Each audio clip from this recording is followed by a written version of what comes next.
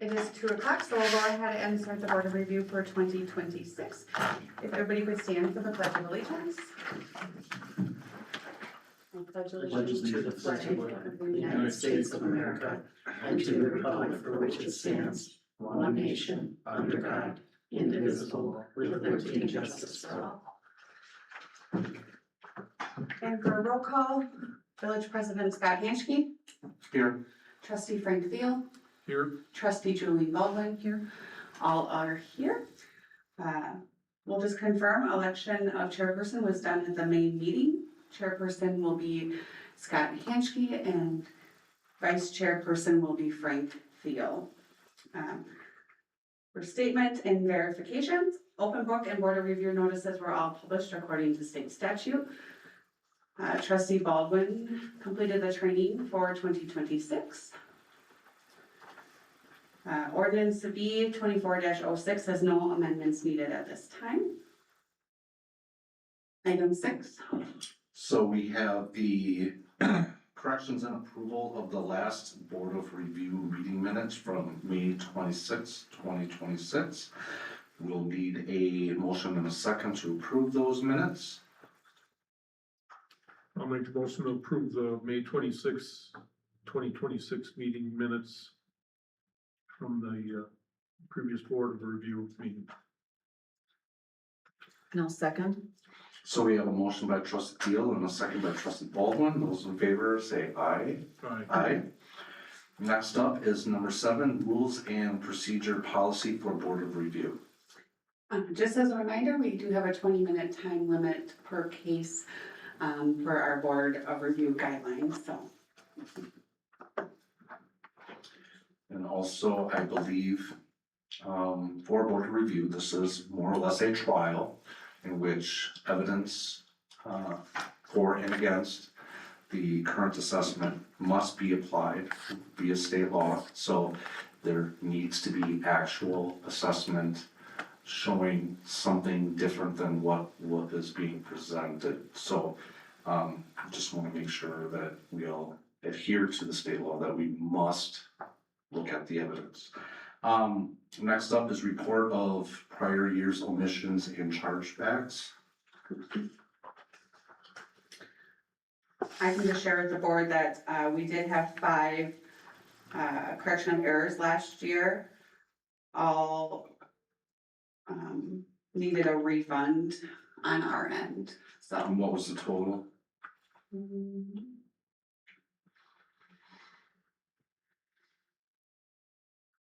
Right around 300,000 In assessed value. was the reduced assessed value. Yes, the refund amounts, I don't have that.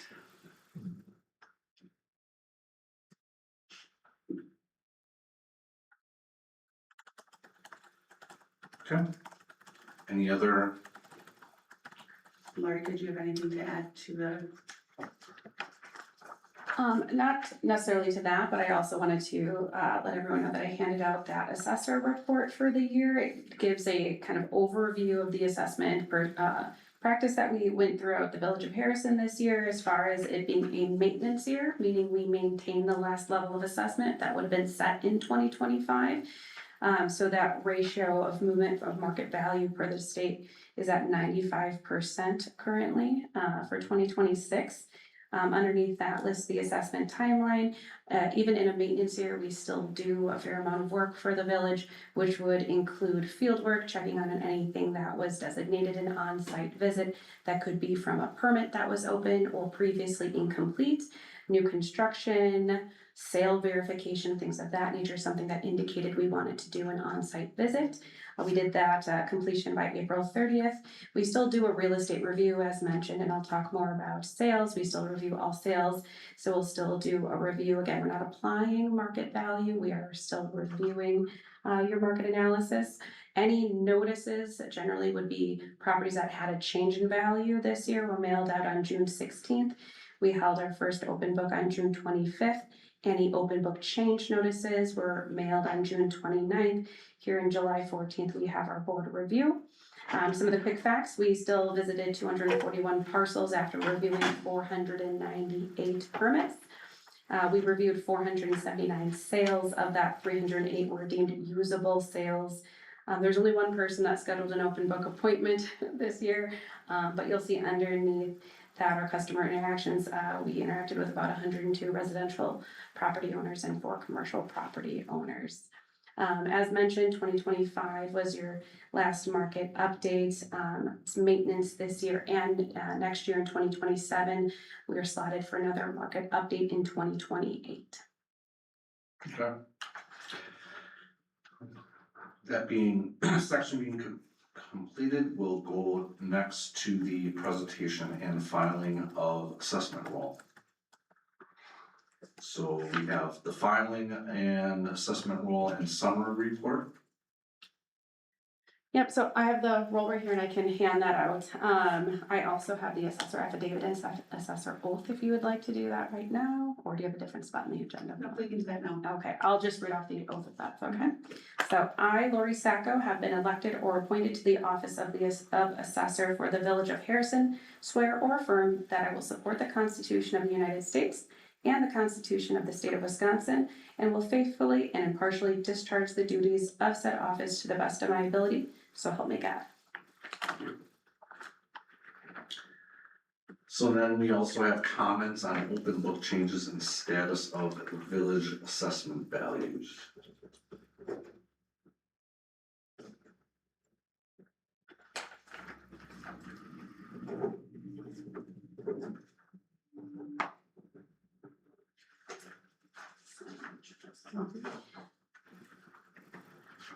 I've handed Megan, and it'll be included in your roll, a report. It's called the PR 130 report, which would include any open book conversation, and it would show any adjustments or no change in values as well. It'll go inside the roll if anyone would like to look at it. I'm happy to pass it out. Okay, next up is the annual assessment report, starting with A, which is examination of the 2026 assessment roll. You don't have to look at it, but I do.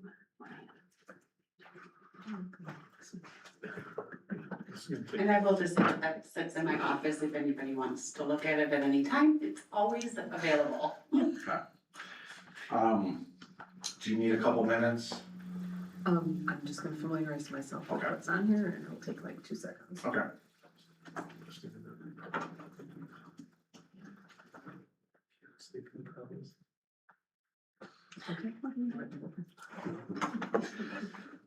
All right, so then we have, we'll leave that up here for examination, correct description or calculation errors. I'm unaware of any. Okay, moving on, omitted property, elimination of duplicate assessed properties, if any. None that I'm aware of. Okay, certify corrections of errors under state statute section 40.43. We do have one correction of error for 2026. It is a. W5710 Mace Court. W what? 5710 What street was that? Mace MASE Court. Okay. Next up, we have action to accept the roll either as present or with corrections. So we have one correction that's been applied to this. So do we wait until the two that have been Yes. here to accept it? So I guess what we'll do is we will, do we let them come now, or do we wait till 12? Do we push 10E? So we should table it until completion of section 12? Yes. Okay, so we'll need a motion to table until after section 12. I'll make a motion to table, taking any action on this until section 12 is completed. Second that. So we have a motion and a second. Those in favor say aye. Aye. Aye. Next up is compliance review of filed assessment objection forms. So we have 2 filings here.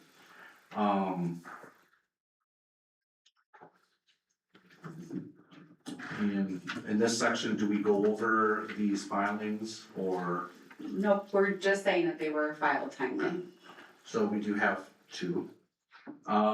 So that being said, we will move to hearings of assessment objections, if any. If hearings are scheduled, information will be included in this packet or disseminated during the first 2 hours of a board review meeting. So that being said, we do have 2 people or parties here. And which, So Pristine Acres goes first. okay, So if they want to step up to the microphone there.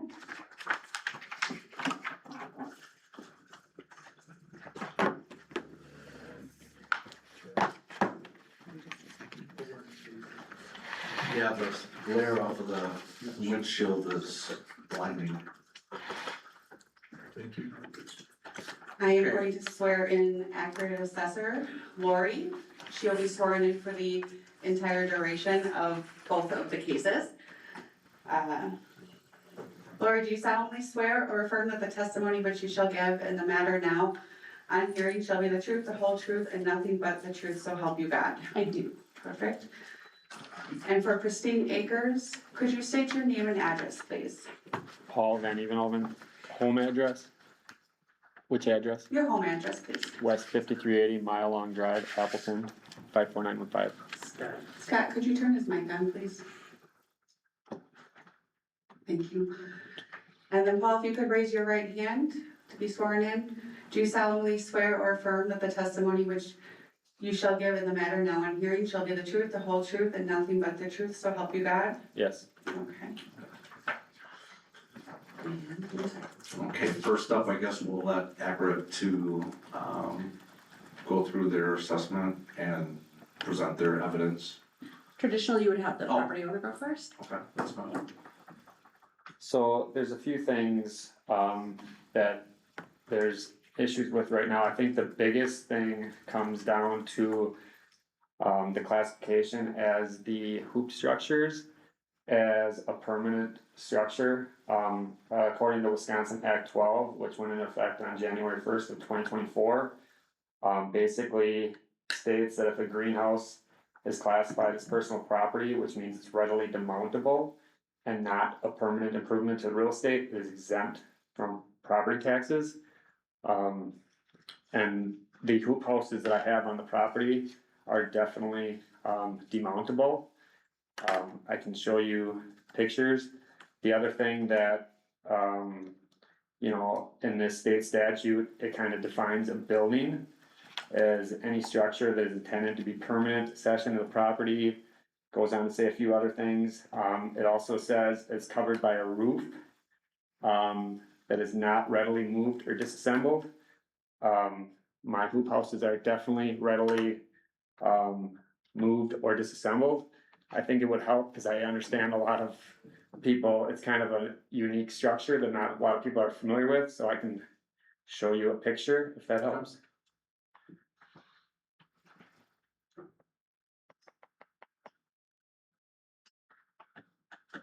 You want me to bring this up or how?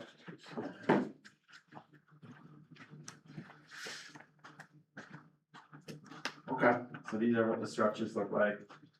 It's just, all it is hoops, and there's a pipe that goes into the ground, and then the hoop just sits on that pipe, so all you have to do is pull out that pipe, and the structure is gone. So there's no foundation. There's no foundation, no. Is there typically, I put plastic on for a few months in the spring for growing, but otherwise it sits just like that. So no roof, readily demountable.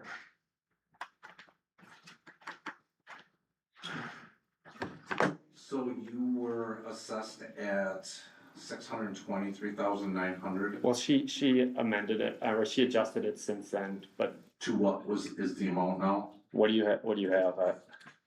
I don't have that in front of me. The current value is $128,800, The breakout of that is 40,800 in land, 88,000 in improvements for the 128,800.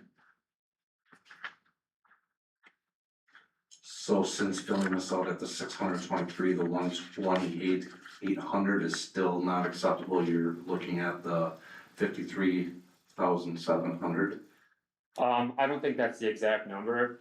I know if you're looking at the sheet that I filled out, that was prior to talking with her. So I was waiting for a phone call and I never got it, so I kind of filled out without being fully prepared. So that number might be slightly off.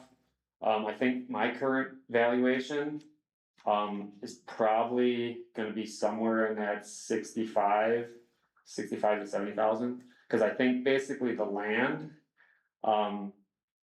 if we can understand that those structures are not permanent, the land, the improvements basically is just the shed, which I think she had valued at right around 60,000. And then the land, most of it would be considered G4A land, which is very minimal. And then the land which the storage structure sits, that would be the only land that would be assessed as G7. What is your evidence of the land value? Do you have an assessment on the land value? Say that again? You're coming to us saying that the land value would be So different than the 40,800. Do you have any documentation that would support that? So basically, she has the land value based on best use, but if it's ag land, it should be based on,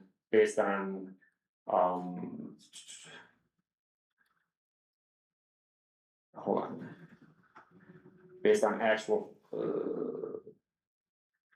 based on actual farming income, so that's the reason it would go basically towards G4 land, where she has it as the G7. Or G5, I think you had it as G5, correct?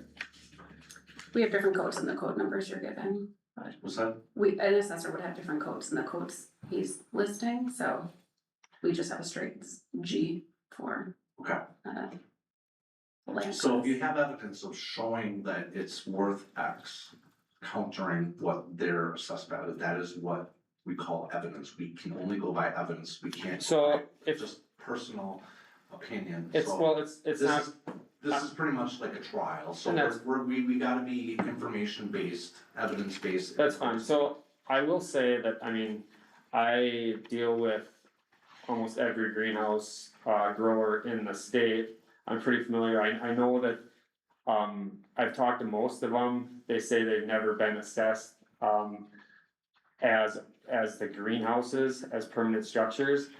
And the closest, comp, I would say, is a grower up in New Franken. So I have the assessment report for them. Okay. They have probably over 100 greenhouses on their property, same hoop structures, same type of business, they're growing crops, they're growing the same kind of nursery stock as I am. And I have that assessment. They are basically also the land is classified as G4. In 2026, they had 11.829 acres. The land value was assessed at $2,100 for that 11.829 acres. And the improvements, which means all the 100 greenhouses or whatever they had on there, was 0. Because that was considered personal property, not Yes. real estate. Yes.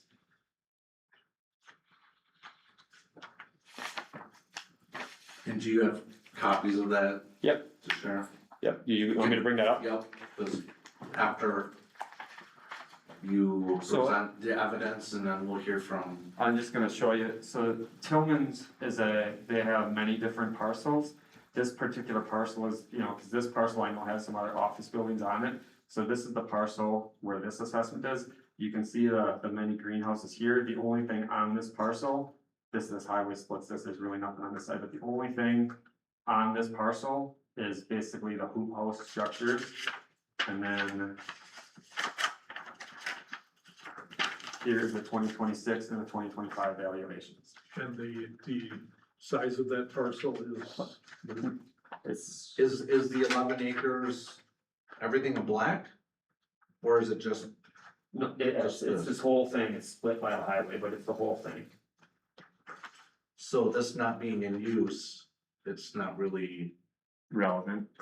Do you have copies for the assessor? Or did you just bring? Of that one, no, I don't. Megan, can we get copies made of this and pass it to the first, please? We'll get you guys a copy here. Don't worry. Okay, while that's happening, I guess, I have a question. yeah, What was this land assessed at prior to the last assessment in 2025? And were the same things on it at that point? So I guess those two questions. The land was valued at next to nothing, I mean, it was valued as ag land, I think the reason, for the reassessment, at least is what I'm being told, was because, in 2025 is when I added the structures. Okay, And well, so basically I applied for a permit for the shed, for the storage shed, and I wanted to be fully transparent, so then I informed the village that I was gonna be putting up these hoop structures, even though most people, I know, let me give you a little background. So I started this business on the other side of town. I went to put up, my first hoop house, and the town at the time said, they more or less laughed at me and said, you don't need a permit for those structures. So that was kind of it. When I moved to this location, I wanted to get a permit for my storage shed. And I just wanted to be 100% transparent on what I was gonna do. So I said, yeah, in addition to my storage shed, I will be putting up these hoop house structures. And, that opened a whole another can of worms, and so yeah, the property has changed in the last year and a half. so the. But prior, Only permit you were required and actually got was for the storage shed. no, I got permits for I think it was incorrectly done, but they did charge me money for the hoop houses, even though I think I probably could have fought that in one, but yeah, they charged me permit fees for the hoop houses. Is that something, Chad, that Megan, do we need to do permits on the hoop houses per ordinance? I would have to look into that, I'm not sure. okay, now your objection sheet here, I just wanna make sure we're clear, so you got this broken into two. You got a 7.39 acre and a 4.5 acre piece that are listed here. I think I disagree with that. That was based on the fact that the hoop structures were on that smaller piece. In my opinion, it should be split into an 11.5 acre piece and a less than 1 acre piece, because the only thing that I think that should be assessed as something other than ag land would be where the storage shed is, because that is a permanent structure. Okay, so where do these numbers come from, the 7? That was what the assessor put on there, Okay, Thank you. So based on, because she thought that they were permanent structures. so the 274 per acre is your value, No, and the 1,000 per acre on this sheet, which is all we have been given. Where does that come from? It's your handwriting, I believe, right? the two, Do you have a copy of what you filled out? no, I think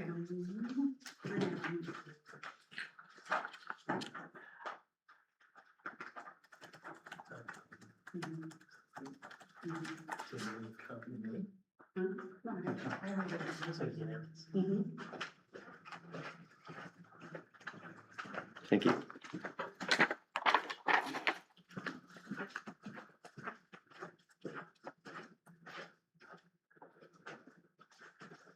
So in that middle section where it said statutory class, acres, dollar per acre, full taxable value, you had filled in. Again, I think this was prior to talking with the I was waiting for a call. I was told I was gonna get a call by Friday, and I called Megan and I asked, what should I do if I don't get a call from the assessor? And she said, well, do your best, because chances are the assessor is gonna call you after you fill it out anyways. So that's exactly what I did. I did the best with what I had at the time, because the assessor didn't call me. And then this is what I filled out, but now in hindsight, it should be 11.5 at the 274, and then 0.5 or whatever the remaining is for the shed at the $1,000. So where does the 274 come from? I'm not sure. I don't remember where, if that was, I think, on the initial appraisal report, I'm guessing, is that not the amount that came out to be? What are you asking? The amount of the, what did you have for the amount of the 7.39 acre to tillable acres on the appraisal report? 2,400 2,400? for the D grade tillable agricultural land. 7.39 acres, 2,400 in value. And if that's what it is, that's, I don't know, maybe. Sounds like that number divided by, the 2,400 divided by 7.38 would end up with that number Okay, per acre.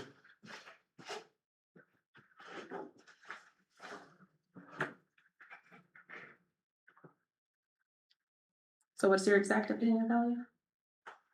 I mean, that seems fair if you were just gonna assess that 7.39 acres, but I don't think now, I think that roughly 11 and a half of the acres should be at that value. Just merely for the form, it has to be a specific number, that's why I ask. So I have a question, I don't know the answer to this. Can you have less than an acre, assessed at such and such? Be more specific. So like, basically, I think the entire property, other than the 80 by 40 shed, should be assessed as agriculture. So, I mean, if I did the math and I did, 80 by 40 shed, that would be the only part that was different. But I don't know if there's a minimum, if I can say 0.25 or 0.1 acres. You can say whatever you want. Okay. The form has to have a specific number. My only comment or question would be, so you purchased this in 2023. Yeah. And you purchased it, you have here for 249,712. Yeah. But you're claiming the assessment should only be 65,000. Well, that's because it's ag land.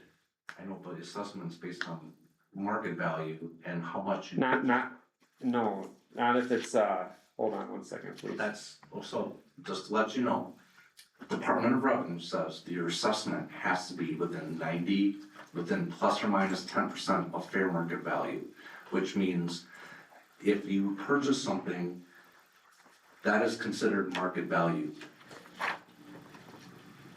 So if you purchased it at 249,712, that is the market value because that's what you paid for it.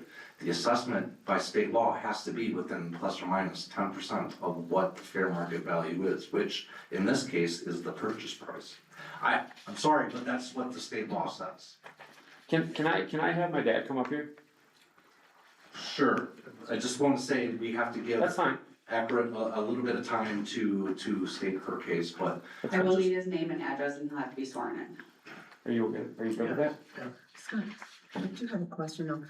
We personally have about an acre and a half next to us, it's ag land, and it just sits there, we let a farmer farm it. And I pay like $8 a year on the taxes on that, and I paid a lot more money than I paid, I don't remember what I paid at the time, like 33,000. I'm just stating the fact that purchase is considered fair market value, a purchase price. But it's not, but ag land is not assessed at, fair market value. I understand that, but I don't think there's an exception to, I think there is an exception to egg, but I'm not sure what that is. Can you, well, first let's hear from your father and get him sworn in. Name and address, please. Leon Van Evenhoven, 233 Dodge Street, Kokona, Wisconsin, 54130. And could you raise your right hand for me? And do you solemnly swear or affirm that the testimony which you shall give in the matter now on hearing shall be the truth, the whole truth, and nothing but the truth, so help you God? I do. Thank you. I just want to say, years ago, I don't remember the exact year, but it was probably 25 years, maybe 30 years. They decided to assess farmland based on use. It's no longer based on market value.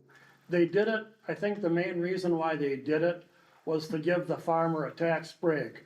Because what was happening, these farms near a municipality, near a development area, were taxed so high, they couldn't afford to farm it anymore. The taxes were killing them. So they decided to base farmland based on use, which was based on commodity prices. Is that assessment or actually tax rate? Assessment. I'm talking assessment, yeah. I can tell you that Tillman's paid more than $0 for their 19 acres, and every other farmer in the state of Wisconsin that owns ag land, and I have it right here. Agricultural land enjoys use value assessment. This means that it's taxed based on its agricultural productivity to protect farmers from being taxed at theoretical commercial development potential. Just one, this is what we're trying to do is set Okay. the evidence and you presented that, okay. Do you have any other documentation or other than what you presented here that you have for? Can I just say something? Sure. You have a property owner probably about a mile away from his, okay? They have a greenhouse and they have a hoop house right next to it, okay? And I called your assessor on it. I talked to Patty, whoever, you must know Patty. Well, she was the one that answered the phone. But anyhow, there's a greenhouse, 30 by 70. They have it assessed at $7,500. There's also a hoop house, which is what he has, right next door to it. It's not assessed. It's not even on the tax roll. So if you correct his, you better correct other ones in your township. What's the address on that? Pardon me? What's the address on that property? It's on Manitowoc Road. I don't have, do you have it, Is Paul? that Rose's greenhouse? Yes, that's correct. I don't know the address, but I know where it is. So if you're familiar with it, you know there's a hoop house right next to that greenhouse. Okay. Do you have anything else, to present or comment or anything? I mean, basically the biggest thing is not only are the hoop houses should be exempt, but basically, I just wanna be clear that the land under the greenhouses is also exempt because that land is used for producing crops, which is an exempt, ag purpose. And you can look that up in a statute as well. All right, thank you. All right, so we'll let Accurate now Thank you. present her side of the case. Thank you, by the way.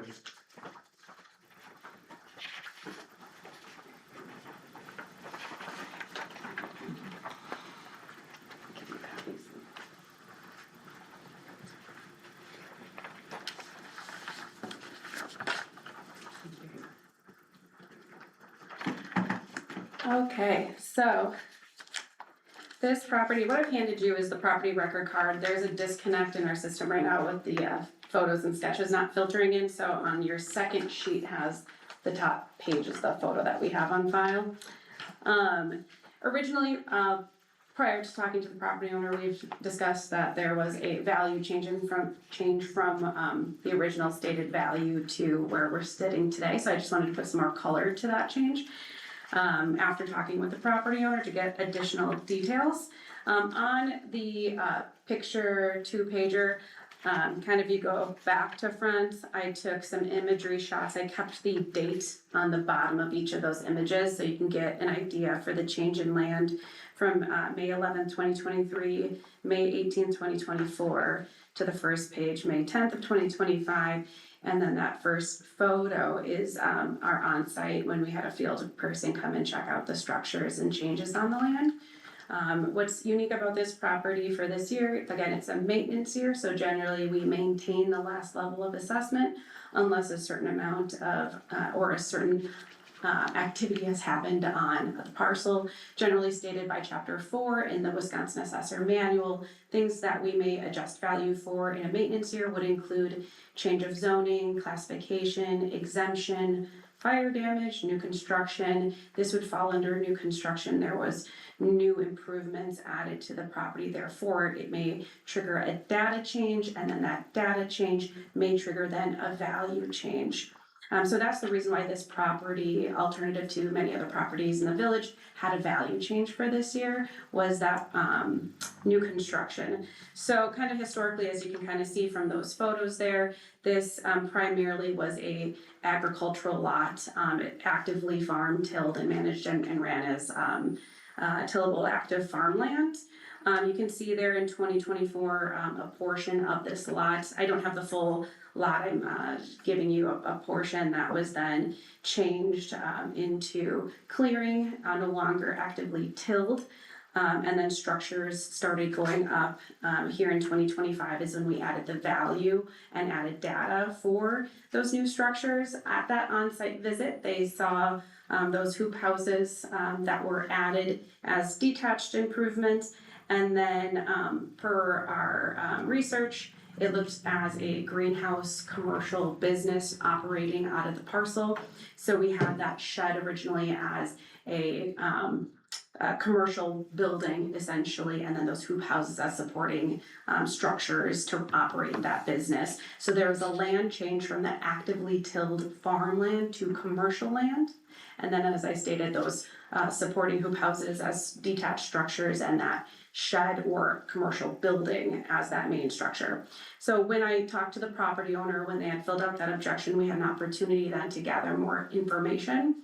The change from that original assessment to the current value came from a couple different pieces of information from that conversation. The main thing was the differentiator between if a greenhouse, as he has stated, they're potted plants that are operating or growing and utilizing the greenhouse for, if it's sold to wholesalers or direct to consumers.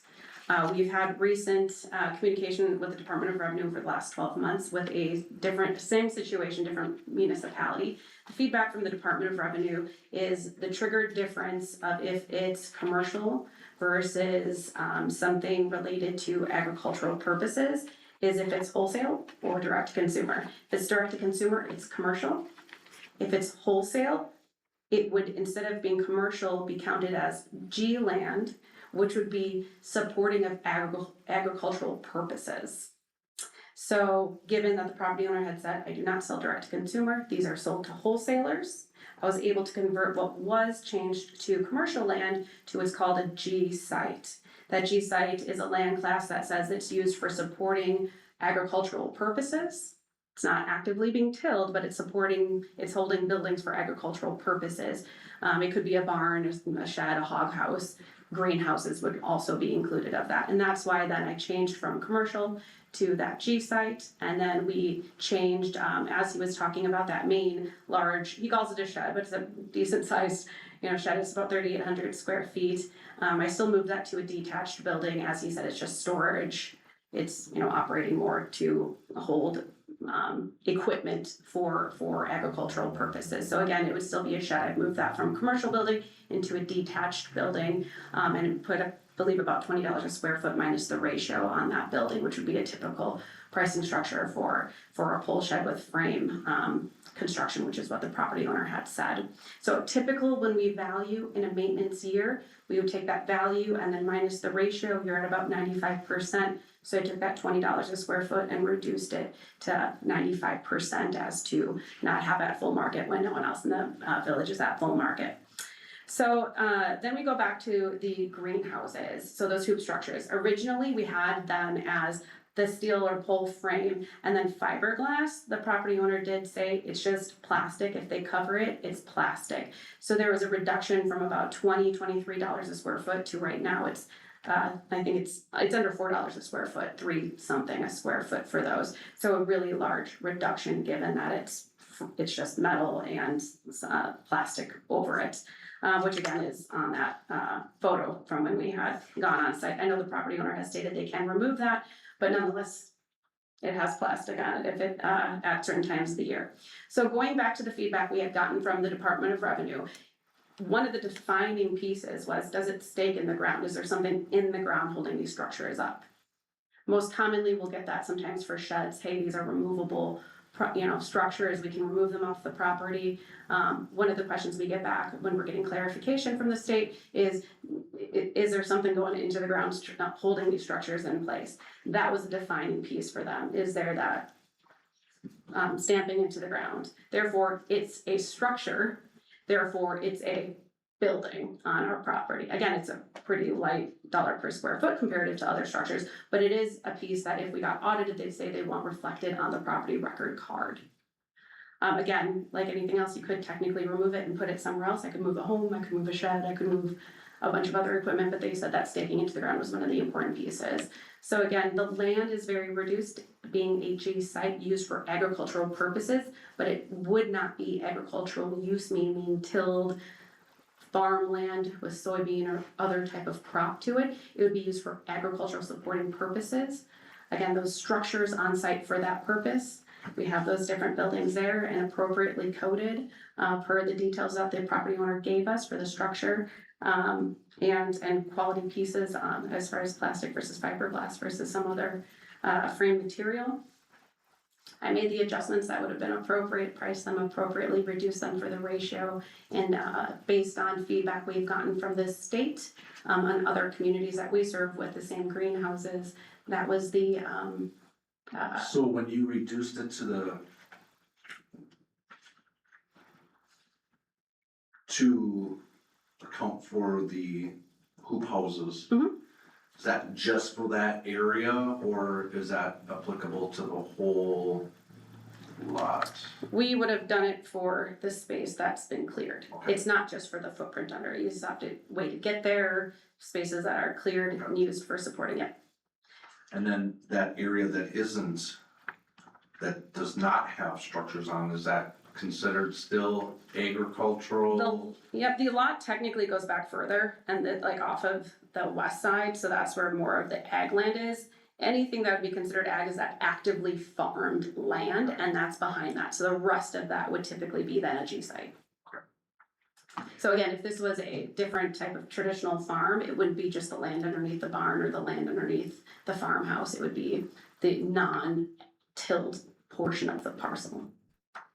I also have a question. The land or the greenhouse operation that this gentleman cited before, Rose's Greenhouse on Manitowoc, I don't know when this has, if you guys have talked about that, if that is comparable or if it's being assessed the same as their property. I personally didn't take a look at that. Generally, what would happen is we wouldn't, if that's missing as far as an improvement on the site, that would be something that would be added. It wouldn't be a reason to reduce it from somebody else if that was incorrect. Thank you.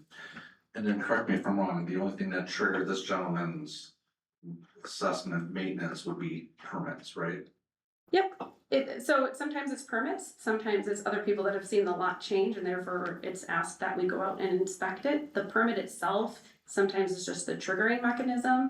They might have one permit, but we see a bunch of different things that are happening and then we would be responsible to still react to those other changes on the property.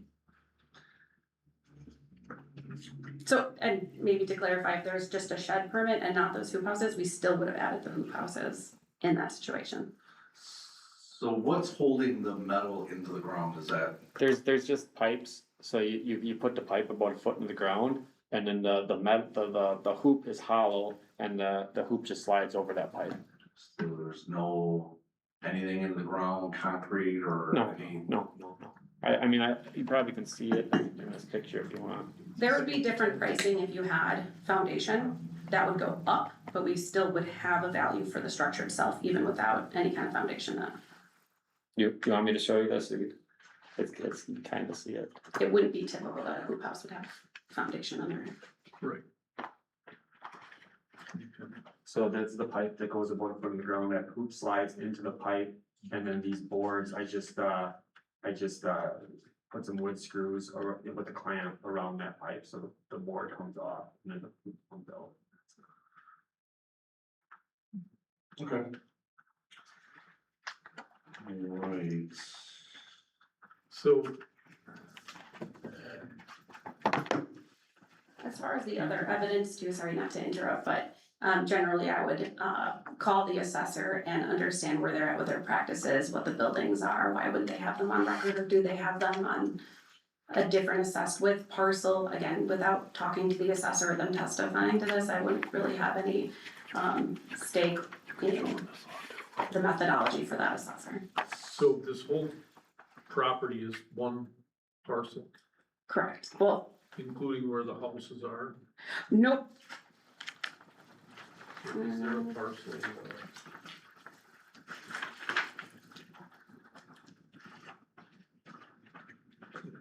For clarity. Yep. it We're talking goes kind of this strip, about- Okay, and then it widens all here, right. and then it goes back. So this is the other And it's, acreage, yep, it's ag continuing back and that is at a lower, here. So this whole all parcel, right, I just cut and up that, the this. back part is, Agriculture, that's at 7 point something Right. acres, but you converted the front acreage, if you will. because that's what's no longer farmed. Well, it Or is the farm. class of, yeah. farm, it's a lot of things. It's not being It's tilled. agriculture, right? Yeah, it's egg, it definitely is egg. So when you look at these things and someone, what would you define as a rate of inflation if someone previous year made improvements and then it's a year later, what is your rate of inflation in determining if someone stuck in X that this year later is Y, what would be that percentage? Well, for this year, it's a little over 5%, if the ratio is 95%, it means the market's moved at least over 5% since last year. So if I were to look at the 79,120 or 210, sorry.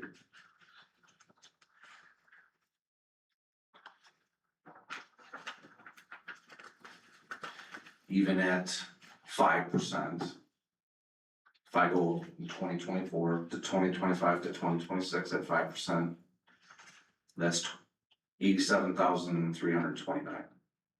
Which is pretty close to the 88,000 that you have here for the total improvement value. Is that correct? Say it again, what are you? So if I take his improvement Mm-hmm. price, which is on his form here, under B, where he said at 7/5/2024, he had purchased. Oh. Costed out $79,210. We take 5%, 1.05 times that number, and then do it one more time, it comes out to $87,329, which is what I have. Now, if we were to take that number 210 times, let's say what would normally be like 3%, that'd be $84,033.88 and 89 cents.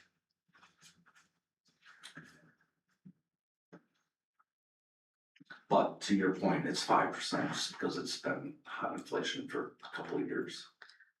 But that's what the total improvement value would be reflective to what he had put here as far as.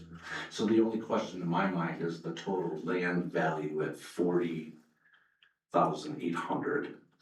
You can't technically contest land value if there's improvements on the lot. Okay. You would have to contest the whole. And I remember that last year that we had this discussion with the gentleman that stated the same thing. Do you guys remember that? Yeah, you're trying to separate the, Generally, Wisconsin statute 7047, section 7. even though the assessment is based on land value and improvements. If there's improvement on the land, you can't contest, then you can't contest the land. So your total improvements are, or your assessment on improvements are on that shed and on the hoop structures. Mhm. Again, less than $4 a square foot on those hoops. Which can I say something else? I mean, I still, based on the fact that, I mean, this right here alone with this, the fact that these guys have a couple hundred greenhouses, I don't think their assessment is gonna be wrong. But even if you were to say that you're gonna assess value on these hoop structures, I still think we have the wrong number. Because I don't think she took into account that these hoop houses are more than 20 years old, so automatically you're reducing that number by 75%.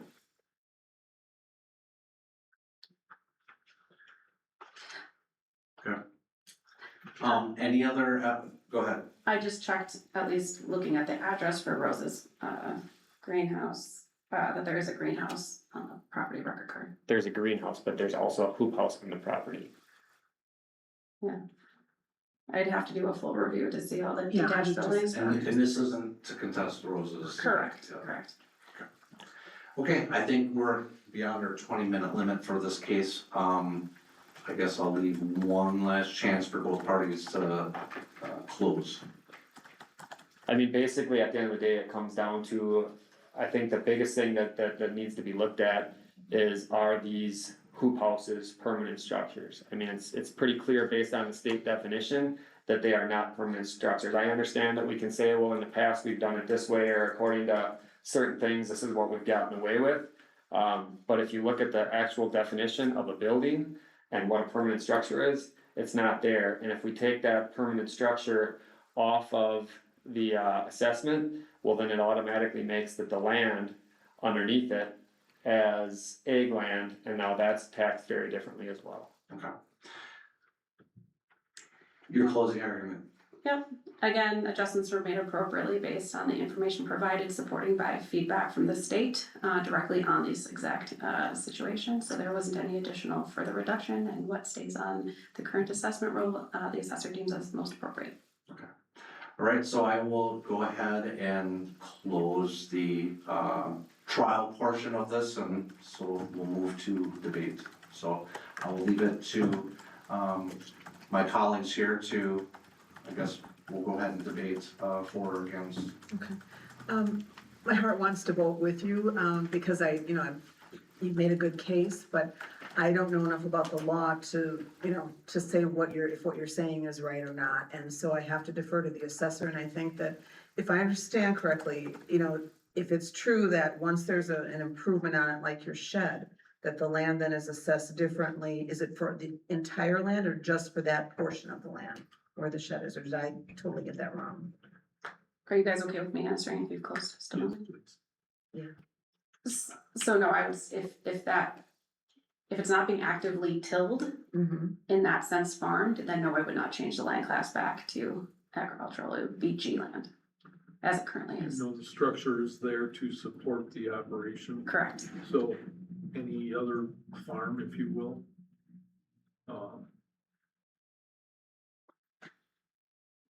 There, and an 80 acre farm, make an example, an 80 acre farm. It's got the 5 acres with all the buildings on it, and the rest is tillable.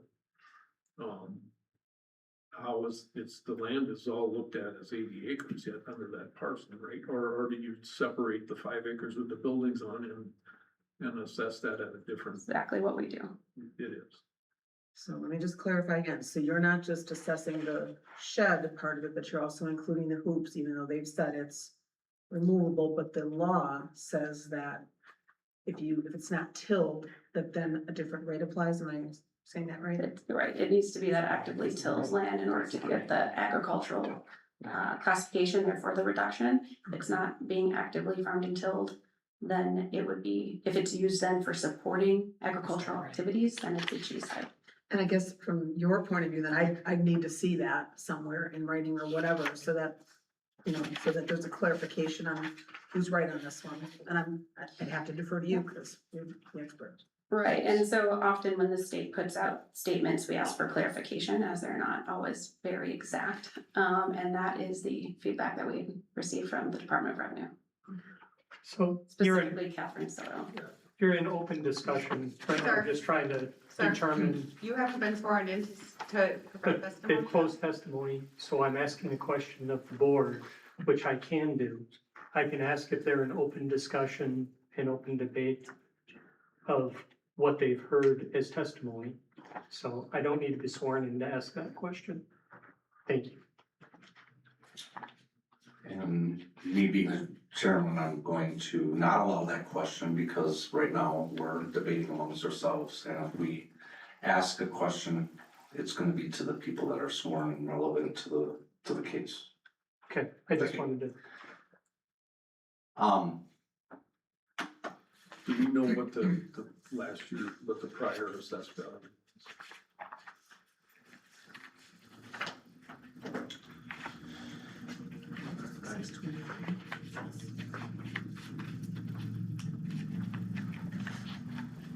What was the prior assessed value from 2025?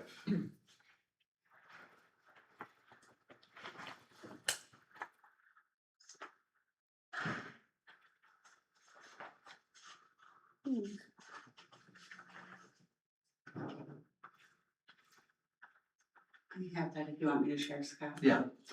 2025, it was agricultural, and it was $3,700. There was no improvements, it was, again, Correct, no improvement value on that, just land.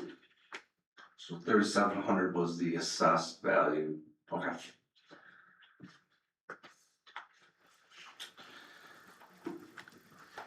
Well, I would tend to agree that, okay, the one structure is a structure that would change the tax class, the zoning classification of that piece of property, that piece of acreage. The rest with the greenhouses, is where I think I would side with, maintaining the agricultural classification on that acreage. I understand that there is a definition of a structure, but there is also a definition of a movable structure. I believe these are movable structures, The hoop houses, yes, not the shed. not the shed. So I believe he's saying that reclassification of land should be on a much smaller parcel. Just a question for you though, what about the tillable versus not? Because he's not in the ground, he's just above the ground with the houses and the crops. Well, are there different levels of agricultural? Assessed, Yeah. you know, classification? Can you help us out on that? Or did you? Okay, I'll ask you that question. Are there different, I think the answer is yes, different levels of agricultural assessment. it would be based on the soil, because you're actively in the ground farming, would be the difference of agricultural grade. So this is a way out question, but if he were to have a row of in the ground plants, would that change things or is If he was that? actively farming it, For correct. just that, I know this is really nitpicky. What you may wanna do is look through the Wisconsin Assessor Property Manual, if you were looking at different agricultural classifications, if you're looking to change. That might be what you're seeking, or maybe that would be what the property owner would be citing. So I'm gonna take a different approach and this is just me being adhering to the spirit of these proceedings, which is the evidence that is presented from Accurate tells us this is how they came up with the 128.80. And from the objection,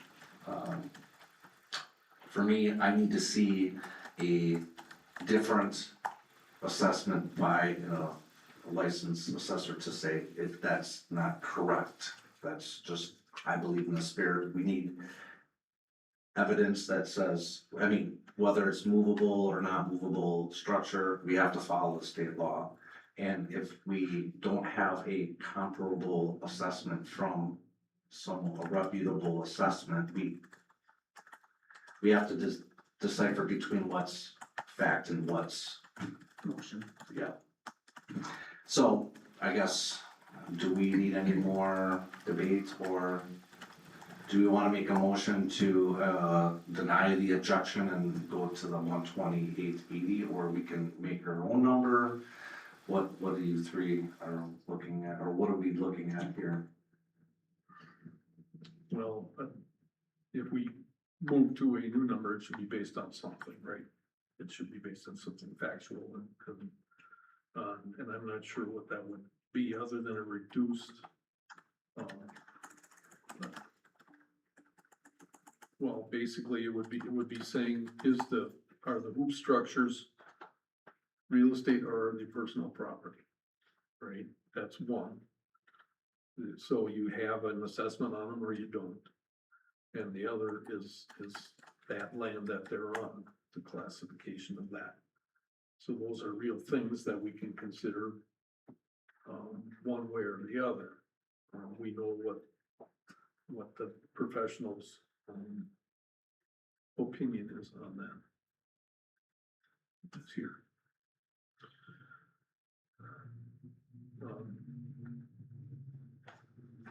I mean, the only thing that I would say,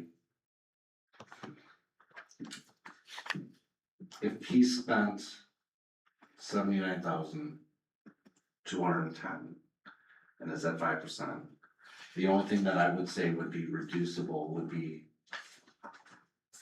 because we can't contest the land if there's a structure on it, right? So that 40,800 is non-negotiable. We have to, the only thing that we can negotiate on, which would be the 88,000. So what I would say is, the only thing I would be willing to do is to knock that down to that 88,000 to 80,000. Just because I don't believe that the price of that hoop structure went up from 79,000 to 88,000 in a year and a half or 2 years.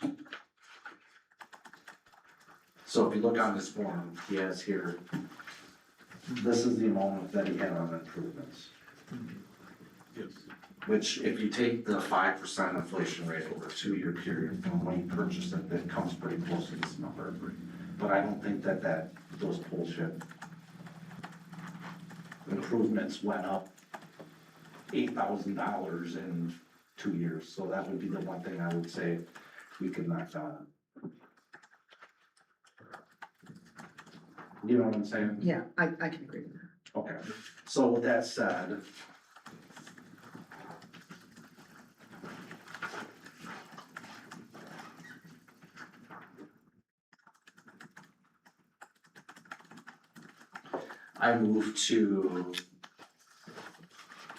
I'll make the motion to, change the assessment value from accurate appraisal from the total of 128,800 to 120,800. Can you specify that you're changing the improvement value? Yes, the improvement value from the 88,000 to 80,000. What is that coming from? It's coming from the fact I don't believe that he spent $79,210, that cost of improvement went up 5% every year for the last So 2 years. would it be a reduction from each of the improvements? For that value difference? I'm not sure I understand the question. She's So- saying that she has to apply it to, okay, what are the improvements? So in hers, her improvements are on the one immovable structure and the other improvements are you must have a quantity of hoop structures. Okay. Is that correct? Or is, I thought you were just taking it from this 88,000. Yes. right, but back to her question.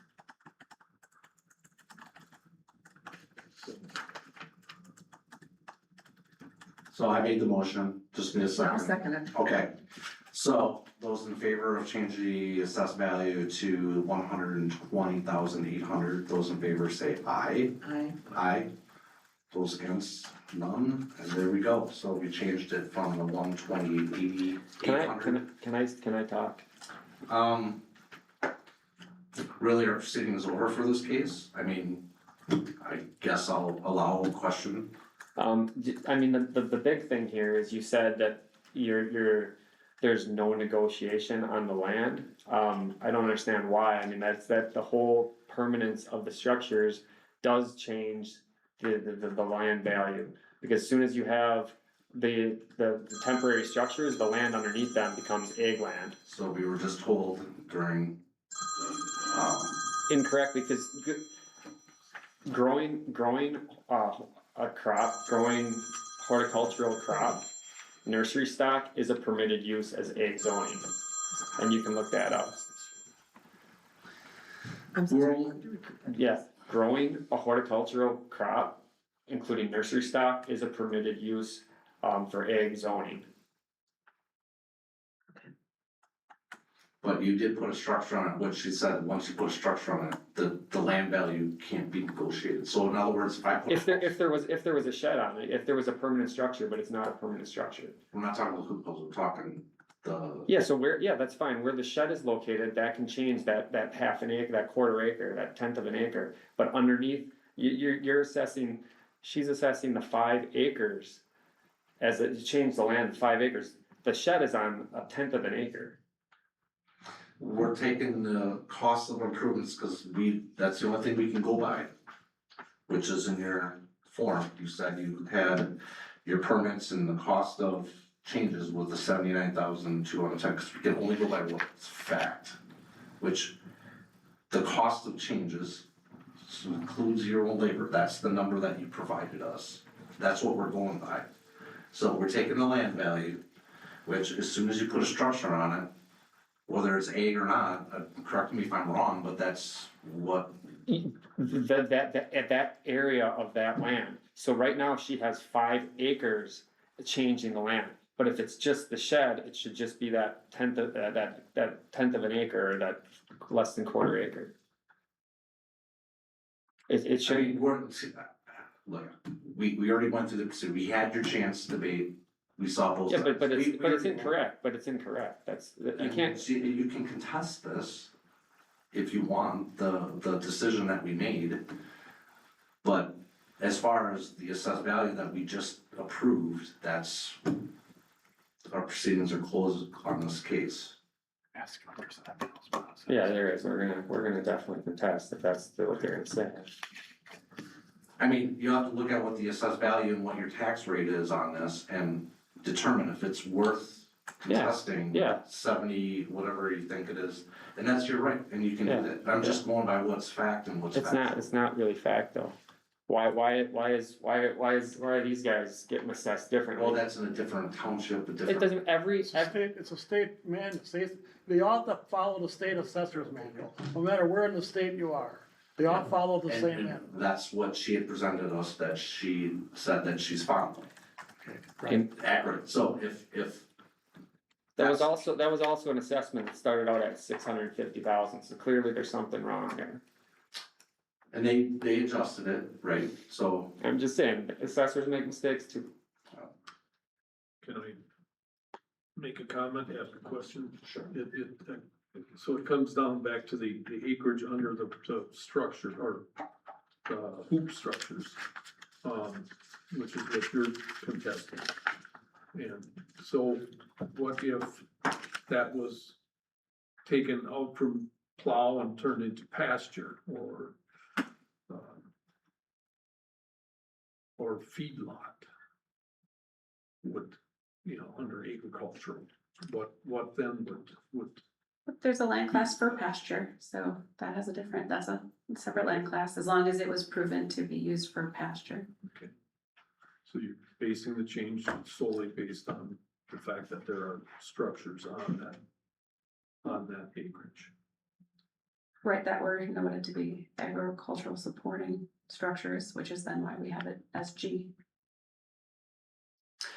And not commercial. Okay. And again, well, I'm sorry, I don't know what G means. it's a land class that would be used for supporting agricultural, Thank you. right, like barns and sheds and hoghouse.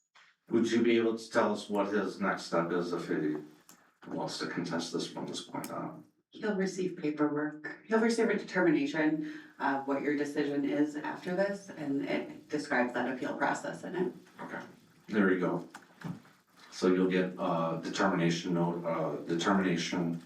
from the clerk and then your next steps. Okay? Mhm. Okay, all right. Next up, we have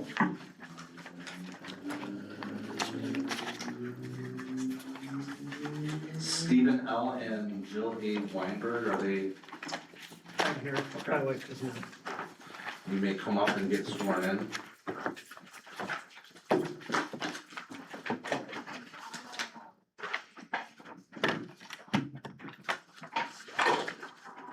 And Stephen, can you state your name and address for the record, please? Stephen L. Weinberg, W6583 Fire Lane 7, Menasha.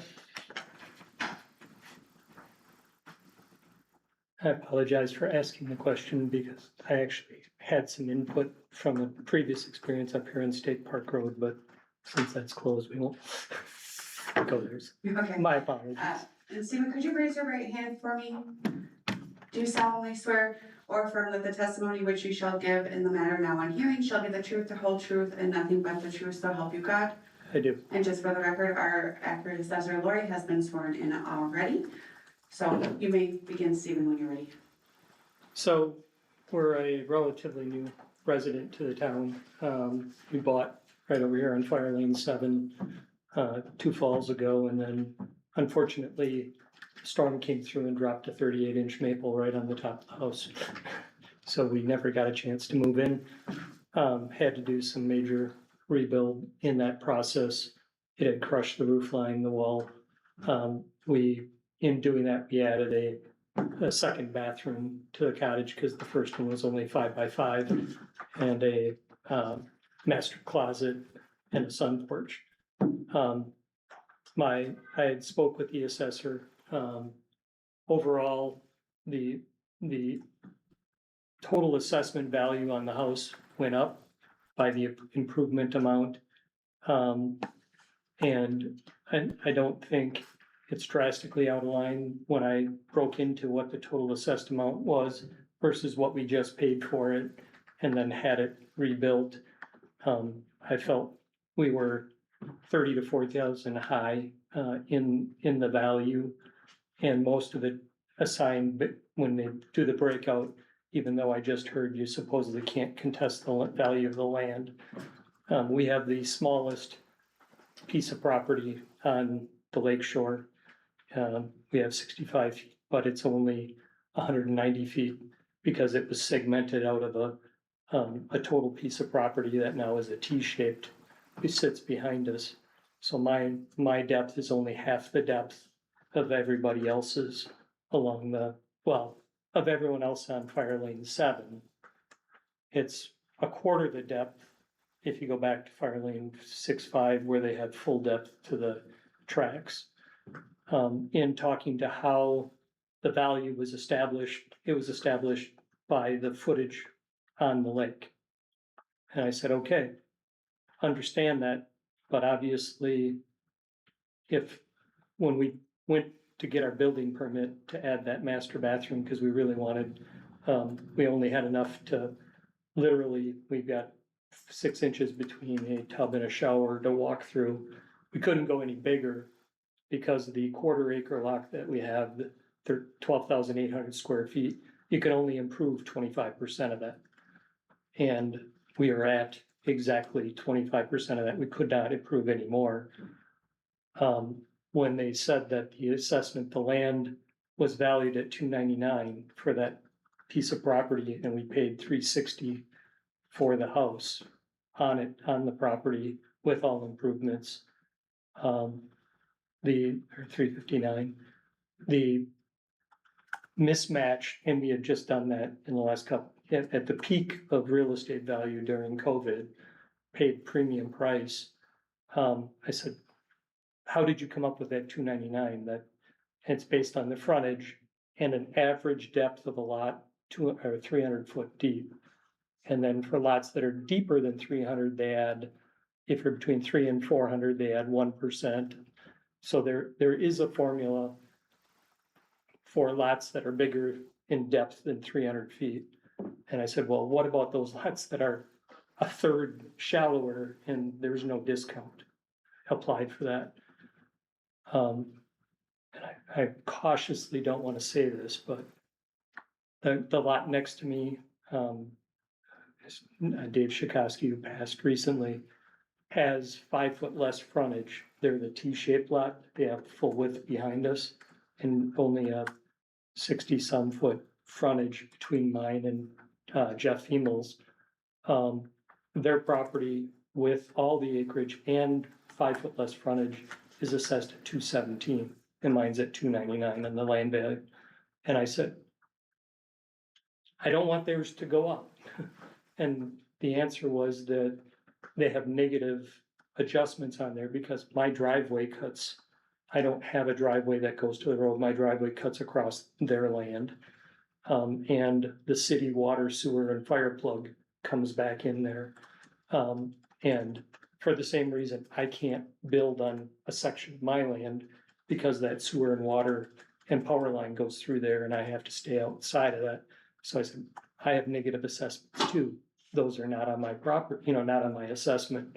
So the combination of, hey, I only have 190 foot of depth versus 300, and I have these other negative assessments because of I got big guy wires for the telephone poles that prevent me from doing anything because of I can't build in that area.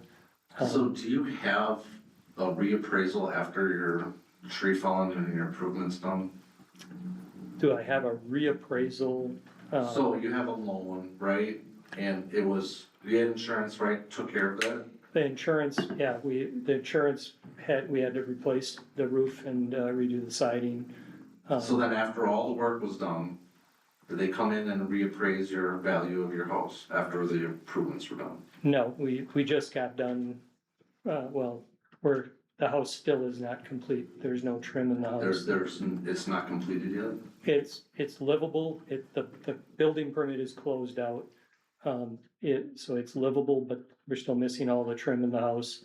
The floors are So it's not multi-level. livable because there's no trim? No, I said it's livable, Oh, but we still are not complete with all the trim work, the flooring, and so, no, we haven't had someone come back in and reappraise it yet.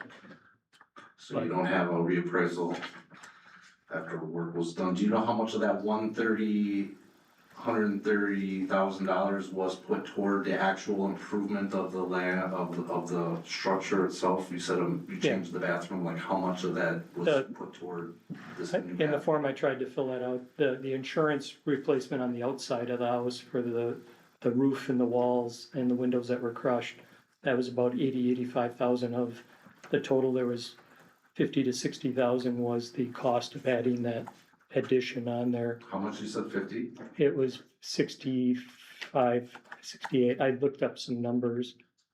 I don't have the submittal with me, but in the form I did fill out the total amount and then the split between the two, what was repair versus what was improvement. And that's why when I added the improvement onto what we just paid for the house, it would put it in the 408, 410 range. So when you purchased that house, how old was the house? It was built in the 50s. And then what was you just replaced the one window? You didn't improve any of the other windows? No, well, basically there were the windows on the lake side of the house. There's a boat out windows, so there were windows. There were 3 sets of windows on that corner of the house that all How got old were smashed. those windows before the tree came down, do you know? Those windows were probably put in the 80s. They were Andersons. I think they were 80. The whole house had steel siding, had new roof on it before we bought it. So the exterior was all done on it when we bought it. So it had this original siding and roof and windows, no? No, all new steel siding, all new recent roof. It was within When you last, purchased when I it? purchased it. And you don't have any documentation as far as any of the out of the 130, was the permit for 135,000? I believe so, 100, I think it went over, I think it was for 110, but we ended up spending 138 because the contractors ran over. It's pretty good, usually it's about 10% over. It would have gone a lot further over, that's why we have no trim, and it was just get out, we're done. And there's still no grass, and we're still doing all that, but So this assessment of 440, that's a two-part assessment again, right? That land and improvements. And land is the fraction of an acre. Yeah, it's 0.226 acres. So, And that is where this footage price comes from. Yeah. right? On the lake frontage footage is on the land value. correct. And given it comes out to about 1.15 million per acre at that 299,000 assessment. But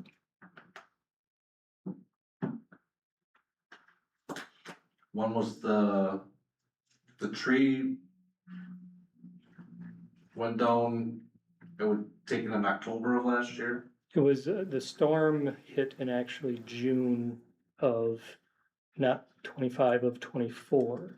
It was June of 24, the insurance company, it took them till October before they would authorize any repairs. By then, all the insulation was wet, so we had to rip the whole top off. It was uninhabitable for the whole winter, all the way through, and we just got it closed in before last winter, and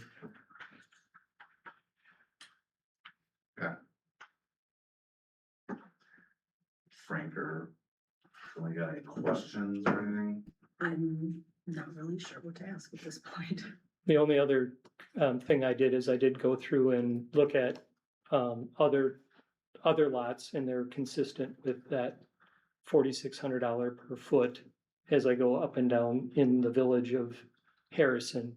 But when I went to Stockbridge, town of Oshkosh, anyone else, the footage assessment on the lake is about $2,500 a foot. Oh, do you have any paperwork? I've got in what I sent in the one, I've got the assessment rolls for those lots in Stockbridge. I could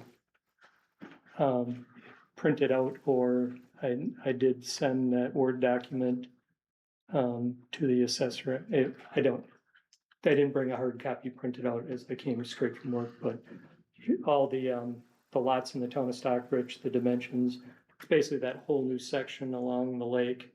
They have 1 acre lots, 105. And when was their maintenance year done? I am not sure on that, but just to kind of give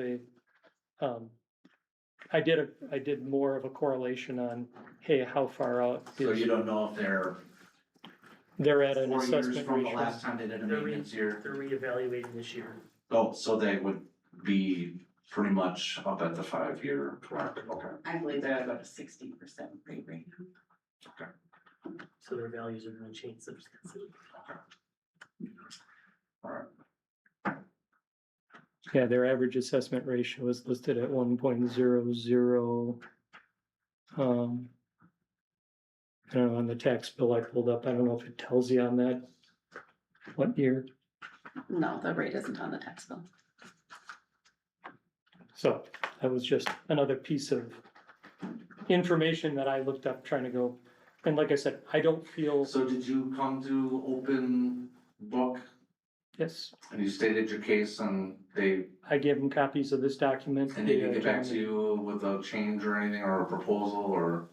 No, the gentleman was here, took it, said they would go to the committee that they talked to, and then I got a call a day or two ago, and we talked it a little further, and I said, okay, like I said, I don't think it's drastically off, I think we're off. You're off, I mean, you're contesting 30,000. Yeah. Which I don't know. Let me do the quick math. My only concern is I'm trying to retire and move here and make sure, just trying to get, okay, let's make sure the basis that we start at, because of all those incrementing taxes and all that, I wanna be able to afford to live in the town. So Or village. basically, you're contesting $70 in tax value. Between the 410 and the 440. 30,000, No, I'm talking actual taxes based on our mill rate, which is 2.36, okay, right? So that's cost tax per thousand. So you take 30,000 divided by 1,000, 10. that's $30, or 30 times 2.36, that comes to $70.80. but it's much more expensive as far as the state and county portions of the taxes that mill rate.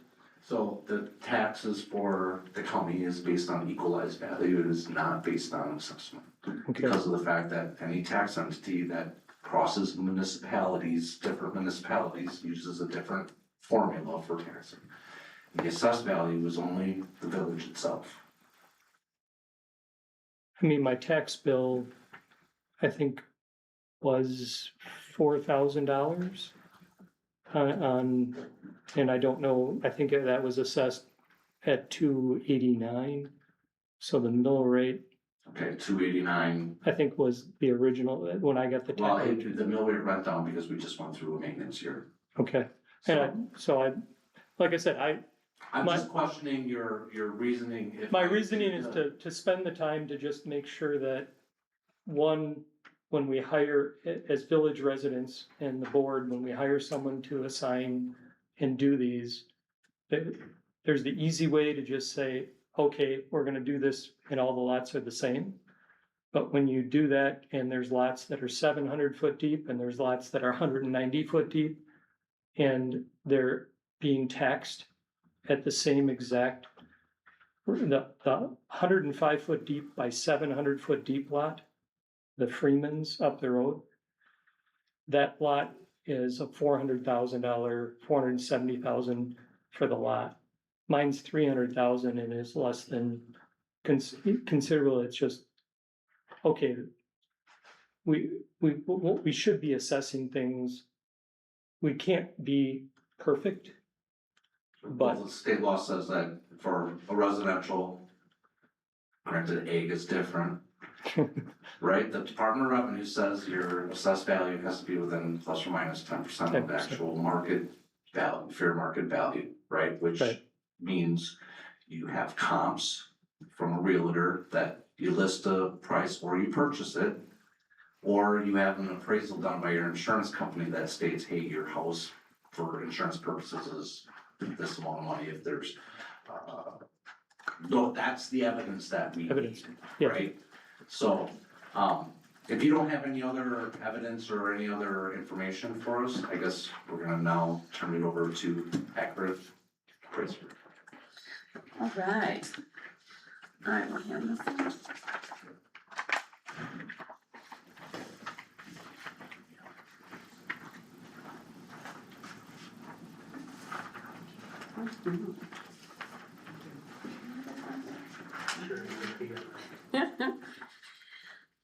All right, the sheet I handed out, the primary discussion that the property owner and I had an opportunity to speak about was his questions about land valuation. I'm gonna start by noting again, we're in a maintenance year, so we're maintaining the last level of assessment. What I was trying to make sure we had was some level of uniformity as far as how we applied the value. The properties I listed were the properties that the property owner highlighted to me. So therefore, I wanted to respond with just showing the calculation and making sure that was clear. And I don't think we're at a misunderstanding as far as the calculation, and the property owner noted the uniformity within the village, so I'm glad we're on the same page there. When there's frontage, water frontage, there's many different pieces, but generally you'll hear a value based on front foot. So that frontage foot is that kind of the weight pull of value typically in a lakefront parcel. So the way the valuation is in his neighborhood on front feet is there's primary front foot, and then there's kind of this residual or secondary value, kind of that law of diminishing return. At a certain point, that amount of value diminishes the larger it gets on that front foot. So the first 100 front feet holds the most value. If you have frontal feet after that point, it has a different valuation to it with that, again, law of diminishing value. So, you'll see here, I have the parcel, the, pricing per front foot, so that first 100, front feet is 4,600. So I have essentially, if you take that front foot, multiply it by that 4,600, you have your total primary front value. The residual front foot, I have that as FF, which stands for front foot. Really, that first parcel there is the only one with value or with front footage over that 100 front feet. So 1,600 per front foot is applied to anything over that 100 front feet. So if the lot is generally 300 square feet or less, you're not going to have an additional factor applied to the value. In the Wisconsin Assessor Manual, as far as valuing water frontage, there may be what's called a depth factor added on, and I think that's what the property owner was talking about, those lots with, since we're not going off the square feet, we're going off of that frontage space, but for those deep lots, there might be some additional value there. Traditionally, what we've seen in Harrison over the last 20-some years is the average lot size lands around about that 300 feet. So over that tends to be where that frontage depth factor applies, and that's a percentage applied to add value over 300 square feet. So there's every additional 100 square feet, 300, or I should say 400, 500, 600, 700, up to 800 square feet applies either 1, 2, 3, or 4% additional value for that depth associated to it. So what's interesting in my table here is I have a couple different ways. There may Just be. for the record, the objector here, his property is the second line. Correct, yep. Sorry if we had, his printed objection sheet, I assumed we'd have, going over that, and try to align with how his I was just wanna make presented. sure my colleagues here understood which Sure. property was his. Yeah, this is one of the more clean and dry ones, so since it's under 300, actually under 400 there, 300 still has a 0% depth factor, or sorry, no, it starts at 300, it has that 1% depth factor, and you'll see up to that last one at 700 feet of depth, it has that 4, so you kind of see on the shallow end and the larger depth end of an additional factor that may be applied. Now the neighbor directly to the east, which the property owner noted, it's kind of an interesting shape, it's narrow and then it goes wider. That's the property that also has a net influence associated to it. As the property owner states, they have multiple easements that impacted that parcel. Traditionally, if there is going to be a reduction for the easement, it's on the parcel that the easement is on, not, let's say if the easement is like a driveway, the reduction for easement is gonna be on the property that's impacted where the easement goes through, not the parcel that the easement ends up to, right? So from what I'm seeing is, negative influence is a reduction for that parcel because that's the parcel with, 2 different easements on it.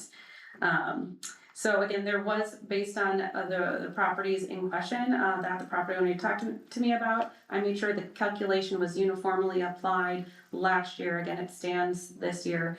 So again, there wasn't a change in class this year, which would have potentially triggered a valuation change. This had no change in class. It's still residential. It's still front footage, so there wouldn't be a maintenance or a reason to change land. I just wanted to make sure it was uniformly applied last year, which is what the intent of this table was to show. So his land value didn't change from last year? Nope, land value stayed the same.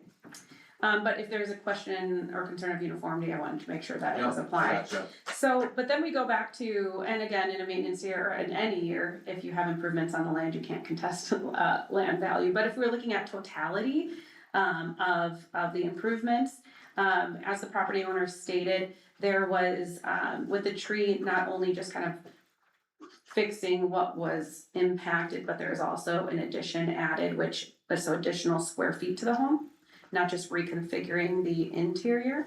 So there was both, roof, siding. To my understanding, there was a lot on the inside that had to be.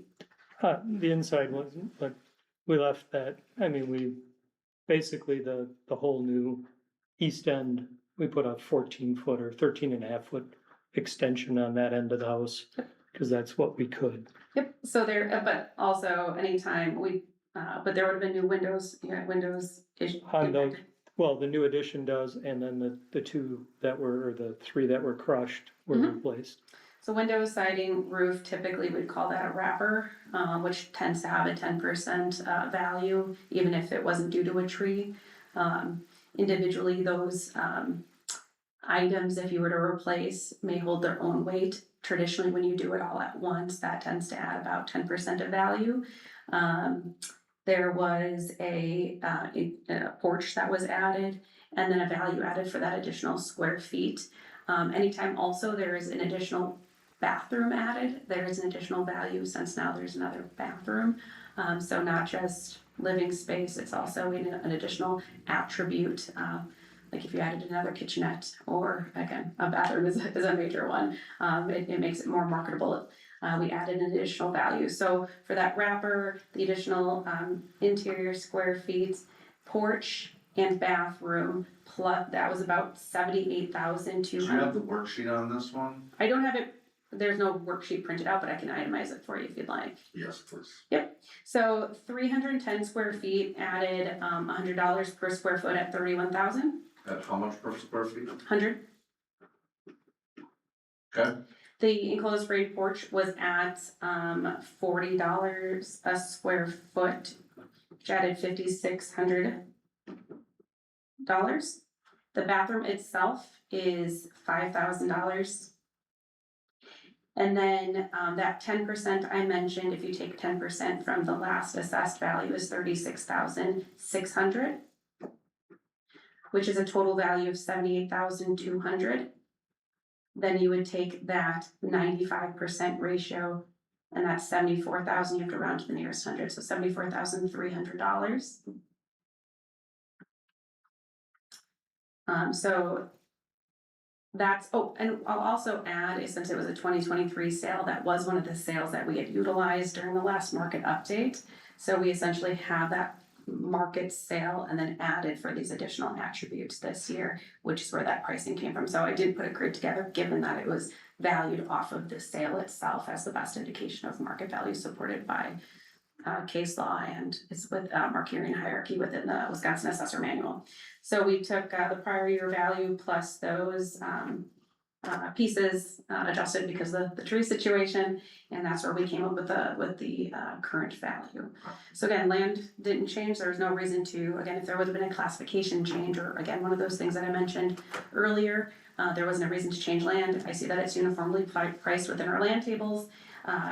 Per what the property owner noted, it seems that we're in line, and we do also look at different things like the permit and other things to make sure we're not wildly outside of adding value, which sometimes if the permit might show a higher value, if there's some quality, right, pieces or customization that might be added, it seemed to also align with that, so we felt it was an appropriate value added for that. So at that point, I didn't see, or I think also during the open book process, spoke with a different assessor, there wasn't a decision to make a change in value. It felt reasonable. Is that true, you added a porch and all the other amenities? Yeah, that one, we basically, that 13 and a half feet that we added had the closet in back, bathroom in the middle, and then a And covered is your porch. 410,500 take that into account? Yeah, what I did on that was I took the purchase value plus that 70, the improvements that we put in on top of that addition From the purchase price? on top of the purchase price, and said, that's That where, was in 2024.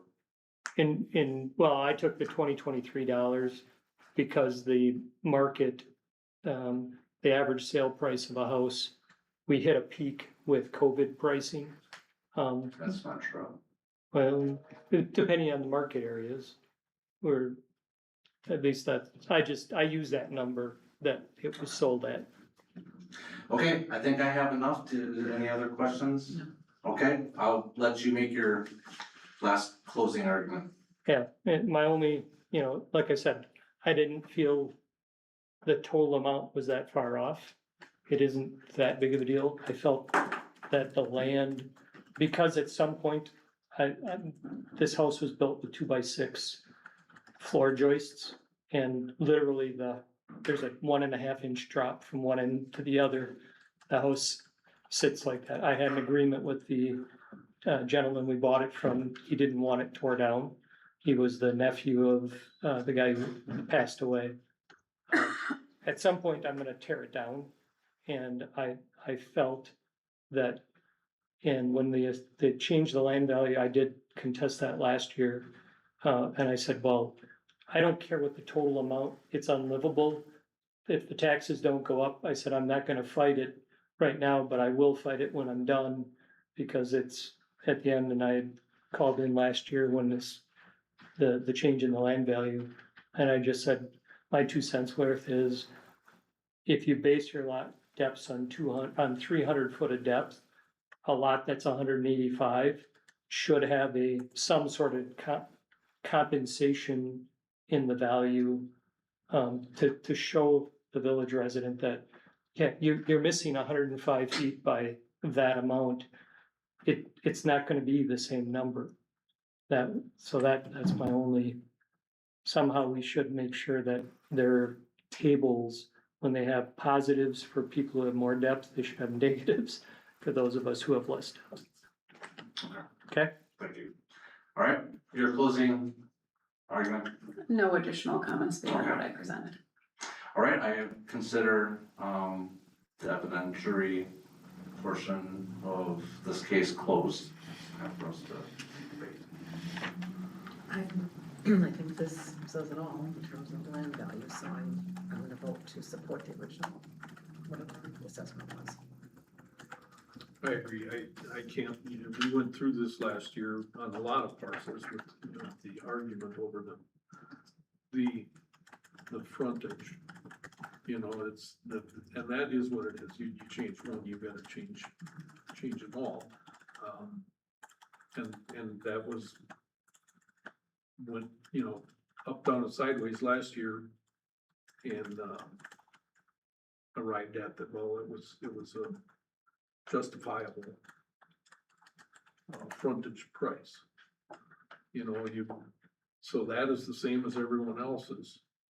It's being applied to less, so there's the deduct. If you got a shallower lot, you got less, well, the value is based, and it's just based on the lake frontage, right? So it's just the 65 feet that it's based on. So everyone's land value is the same, whether it's 65 by 65 or 65 by 300. It's all based on the lake frontage. And for me, because of the fact that, and I wish and I hope, as we continue doing border review, that if these proceedings, according to state law, we have to use actual evidence, which is appraisals, fair market comps. We need actual counter evidence, and we've seen where what people fill out the paperwork of what they would like it to be, but it's evidence-based. We have to have an assessment, or if you would call a realtor and come in and say, give me a comp, and you get 3 comps, that's evidence that we can use in these proceedings. Like the proceeding before, I get, you can contest but we need evidence of an actual assessment or an appraisal. That's what we can only go by in these proceedings, and we didn't have any in this case, so that's why I'd asked if you had been reassessed or reappraised after your work has been completed, that what your appraisal is, or if you got a realtor to give you a comp, or a couple of realtors to give you a comp, saying, okay, we could sell for this price. That's the number that the state uses as fair market value, which is why, by law, what the thing is, we have to be plus or minus 10% of the actual fair market value, which is appraisals or comps. So, that being said, I guess we're gonna look for a motion to deny the objection and stick with the. I'll make the motion to deny the objection. I'll second. And so we get a motion and a second. Those in favor of, Aye. Aye. right? So the assessment stays as is. All right, thank you. Next up, I guess, now that that's the other two, do we keep this open for a duration until we get up to, actually 4 o'clock is 2 hours, right? Okay, so what, do we go ahead and do, I guess we can wait a couple of minutes, I guess, and do go back to 10E, correct? And we'll do that. Let's go ahead and break until someone else comes up, till let's come back at 4 o'clock, right? Can I ask a question regarding that, the role and the acceptance thereof? Do we need to? Has there been, Okay. I'm sorry, has there been any review by you of the role? So we have reviewed parcels that were brought to our attention throughout the year, and we've communicated that with Accurate, throughout the year. So any ones that we were made aware of, we have looked at. And like mistakes in the role that were mentioned, like from the previous year, those are found in the process of issuing tax statements or, Like the chargebacks that happened, is that what you're talking about? yeah. The five that we had or last any year? Corrections that need. Yeah, how are so- those brought to light? Those ones in particular were all brought to light from the tax bills that went out. When the property owners got the tax bill, they noticed them not being correct. Okay, And our policy here at the village is if it's happens after board of review. So from basically this point now forward, we'll deal with it at the following year's board of review and approve it at that point. So like the one that we have, there was an issue on the 25 tax bill that they noticed. They brought it to our attention in early 26. You guys just approved it earlier in this meeting. We'll now issue that refund now. So, but they have already had to pay their taxes. I get you. Does that make sense? yep, Okay. yes, thank you. Does that answer your question? Yeah. Okay. Yep, so now we will go back to 10E, which is action to accept the role. With corrections, I would believe, correct? You said there was 5 corrections, or those are already been in? Those are already done. Okay, so we would accept this as presented. So we'll need a motion in a second. Motion to accept the assessment role as presented. I'll second. So we have a motion and a second to accept the assessment role. Is that for 2026? Mhm. Okay, for 2026. Those in favor say aye. Aye. Aye. Aye. And that passes. Next up is schedule additional meeting dates if necessary. Do we need to? So the only thing I'd bring up with for that is, when we changed the property value on July 7th, we sent an amended assessment note for that property owner. Okay. We do ask that they acknowledge that, otherwise they would have the right of 15 days to contest. They wrote back that they don't like that value, so kind of in a sense, they've acknowledged that they see the new value. They didn't file an objection on that email, and I do have copies if anyone would like to see the email. It states today's board date and time. It states the filing date and deadline for today's board. So they didn't sign the waiver, but they did essentially acknowledge receiving it by responding to it, noting the information on the parcel or on the form. So a little bit of gray spaces, but I'll let the board decide. So either we would adjourn for 15 days past the 7th. I'd have to look at the map or the calendar, otherwise. They So have what are they gonna acknowledged do? Are they it. gonna come and to this next scheduled board of review and say, I don't like this? They technically, you have 15 days from the date of change in order to contest value, which is why we want them to acknowledge it, because then you waive that right. So they've acknowledged it by responding, but not, they didn't sign the form. Normally, They acknowledge receipt, and that's when the clock starts on their 15 days. No, from the date they received, sent the form. Is the 15-day starter. And that was the 15th. The seventh, Oh, 7th, so I'm a sorry. week ago, so technically they would have till the 22nd. If they acknowledged it, that stops the clock. My only.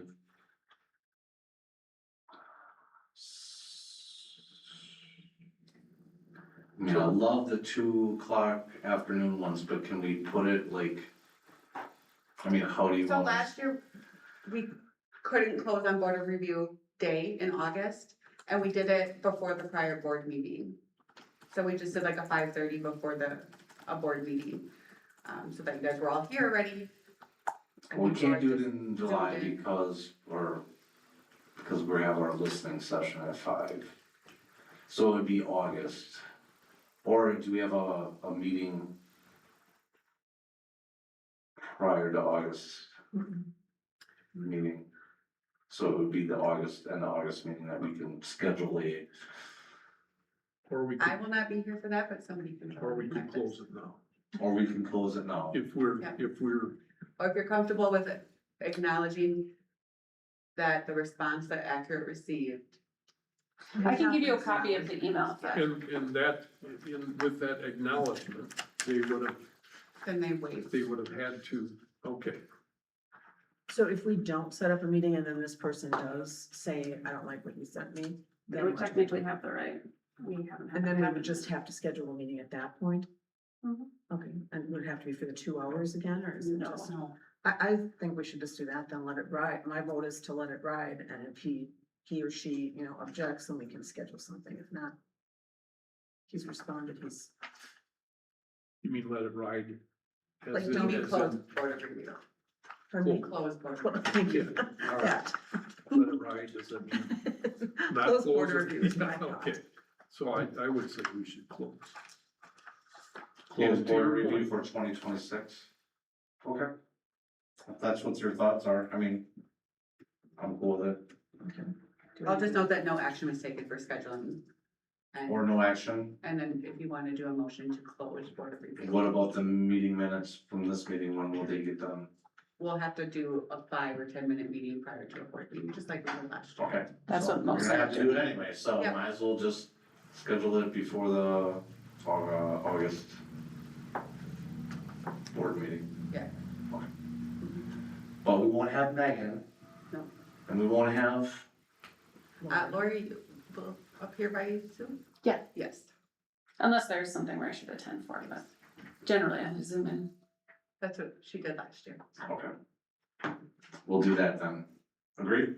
Mhm. Okay. Mhm. Next up, adjournment. Motion to adjourn? Second. Those in favor say aye. Aye. Okay, meeting adjourned.